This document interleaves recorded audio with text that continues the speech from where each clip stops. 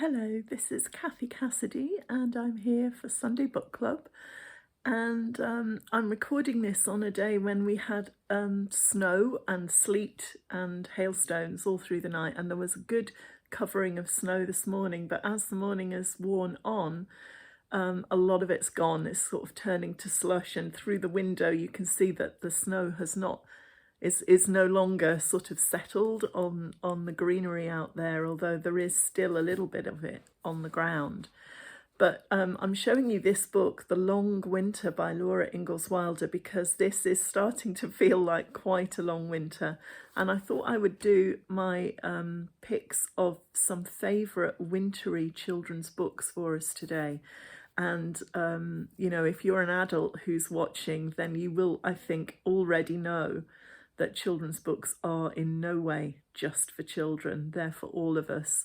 So I am going to start off with The Long Winter, which was one of my favourite books as a child.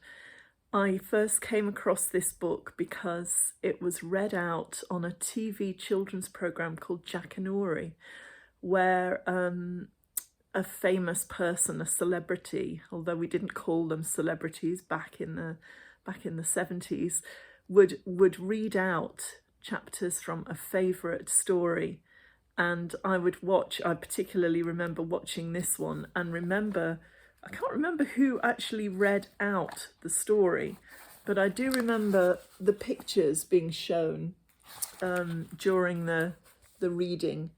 And of course, as the title would suggest, it's about a particularly hard winter in 19th century west of America.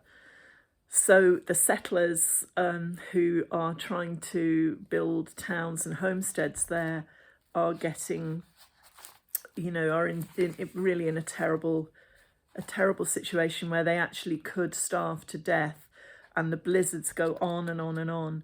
And the first thing I did after this reading had finished on Jackanory, I went to the library and got my own copy, or got a copy from the library so that I could read it properly. And that actually got me into the author Laura Ingalls Wilder, and I did love her books as real escapism, I think.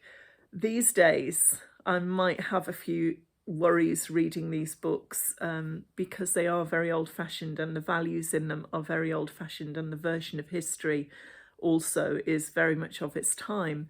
But if you take them at face value, they're really good reads, very kind of adventurous. And I was so scared to know whether Laura and her family were going to make it through that winter. And another book with a wintry theme that I really loved is The Lion, the Witch and the Wardrobe, which I know a lot of us know and love. And again, I read this book from the library as a child. And again, interestingly, it was the artwork that really grabbed me. The images of the Winter Queen, the Queen of Narnia, who had made it always winter and never Christmas. And those illustrations and that particular quote, that it was always winter and never Christmas, have always stayed with me. And I do find it quite a magical story. And if it's one that you've read in the past, perhaps it's time to revisit, because I think a little bit of winter magic we all could do with. So I'm going to give you two more modern books. I think I have mentioned The Way Past Winter by Kieran Millwood Hargreave before, but it is an absolutely beautiful book. It was the cover that first drew me to this, and it even has the most beautiful printing on the edges of the pages. But more than that, this is just a beautiful story. It's beautifully written. It's very magical. It is about a sister who has to go looking for her brother who's gone missing, and make a journey across snowy mountains and into the frozen north. And it's just a beautiful story. So if you've not come across this author, The Way Past Winter is a fantastic way to discover her lovely writing. Now, another author a YA young adult author I would really recommend is somebody called Emily Barr, who writes so beautifully. And this is the most interesting, fascinating book, and definitely bears reading by any adults who might be listening or watching today, because this is such a page turner and such a mystery. It's called The One Memory of Flora Banks. Okay, and it's about a girl who, since the age of 10, has had very little memory at all. So in order to survive and get through the day, she has to write things down. She writes things on her hand or in a notebook or whatever. But she finds herself in this book heading into the frozen north on a quest that she can't quite remember the reason for or the purpose for, and she can't quite remember who to trust or who not to trust. So it's a very snowy story, and it's just going to keep you on the edge of your seat, and you will so be rooting for Flora and wanting her to succeed, but maybe not knowing quite what's going on. And it's so edgy. It's, you know, it's easily the equal of any of those kind of thriller mysteries for adults that are out there and so popular at the moment. So that one is The One Memory of Flora Banks. I had a couple of picture books that I've just picked off the shelf, and what really amused me when I looked at these is that they are both illustrated by the same illustrator, Richard Jones. So the first book is The Snow Lion by Jim Helmore and Richard Jones, and very beautiful. It's a story about a girl who comes across a lion who is as white as snow.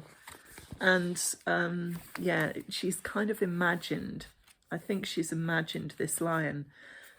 And the lion becomes her constant companion. But at one point in the story, it begins to snow. And that is the point where the little girl is able to say goodbye, finally, to her imaginary snow lion. The most beautiful story. Perfect to read with little children, and for anybody who appreciates beautiful illustrations, just a must anyway. And the other one is Winter Dance, which is about a fox and the friends of the fox in the forest, and what happens when it begins to snow. So we have things like a picture of the beautiful snowshoe hare, and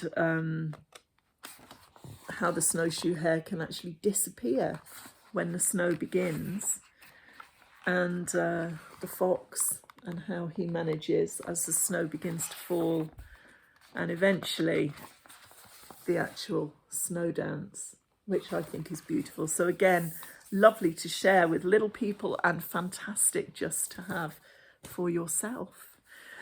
So today it's a short and sweet Sunday book club, but I'm going to just finish off by telling you that I am going to read one final story during the rest of the lockdown, and it will have a slightly wintry theme as it begins at any rate. And the book, as requested by one of the readers on last week's Sunday Book Club, it's Sunday Girl. So I hope that will make a few of you happy. But if you've never come across it before, I'm going to tell you that this is a book that will make you laugh, but it will also make you cry. And I think that's quite appropriate. It's a very emotional book, but it's also maybe quite appropriate for a time when all of us are feeling a little bit on the edge of things and a little bit emotional, because let's face it, lockdown life is not easy. So all sorts of deep and sort of important issues in this story, but also lots of laughs to keep you going, and that's life if you think about it. It has the sad stuff and the happy stuff and the funny stuff all stirred up and mixed up together. So I'll be starting reading Sunday Girl starting from Monday, and I will do, as usual, one chapter a day on the weekdays, and I'll maybe have a little chat to you next Sunday Book Club about the influences behind the book. But until then, stay safe, keep smiling, and I'll see you next week.